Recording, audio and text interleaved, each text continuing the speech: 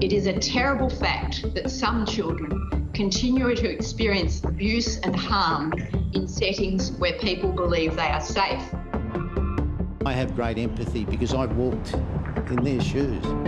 A year and a half ago, a special investigation was set up, called a Commission of Inquiry. Its mission to see how the Tasmanian government has handled claims of child sex abuse. No stone will be left unturned. It's going to be a very important year to ensure that children's voices are heard. It followed decades of horrific stories of abuse in Tasmanian schools, detention centres, hospitals. Abuse on a disturbing scale, perpetrated against those we're meant to protect most, children. In government-run or funded institutions, that abuse was often ignored or outright covered up. Because as an organisation, we absolutely regret our past failures. I'm angry. You don't not take complaints like that seriously. I am aware of essential evidence going missing or being destroyed. We're talking about our children. We are concerned that such abuse may have been made possible by structural weaknesses in how these institutions understand and respond to child sexual abuse. The Commission, 2 former judges and an academic leader in the field of child abuse will look at what was done or wasn't done to allow abuse to continue. It was shocking to find out how networked perpetrators are, and it's really, again, a sad truth that we're finding that perpetrators were shifted between state school to state school. To do this, commissioners have been speaking to victim survivors.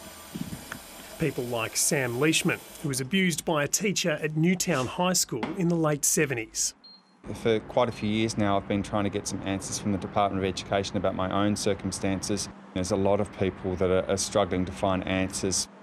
Tiffany Skeggs is a survivor of a now notorious pedophile nurse, James Jeffrey Griffin, who worked on the children's ward at the Launceston General Hospital. She says coming forward to report the abuse was traumatic. But Tiffany coming forward was a step that put Tasmania on a path to hold the inquiry. Now she feels listened to. The Commission has been the first group of people that have made me feel validated and heard. The Commission is trying to make it easier to report abuse and ensure once it is reported, it isn't ignored.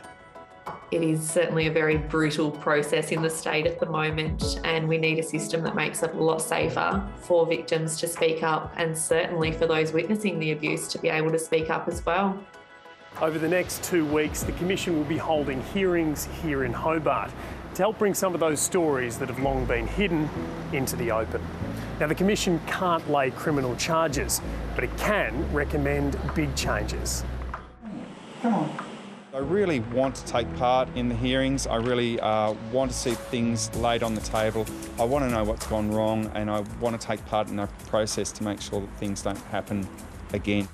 After that, it's up to the state government to make those changes.